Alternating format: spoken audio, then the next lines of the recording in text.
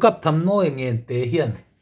Christian nun number som thum pathum thil ma sui chen logan pathian ti thluk ni nei ron ri khoi sa sa le lok mai la tho me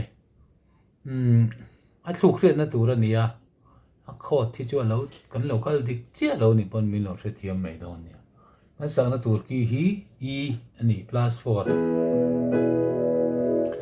thil bak chui sen lo kan pathian i tho tim reng ma kan ti hian mi ma se i mi khong ai man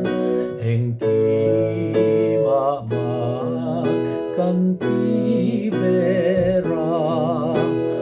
nang ma ang renin tu e o min ngai dam zelin min la lom min ma ang re min tu e o min ngai dam zelin min la lom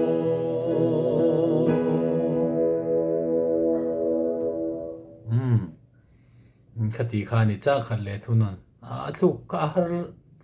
a moi em em he la hi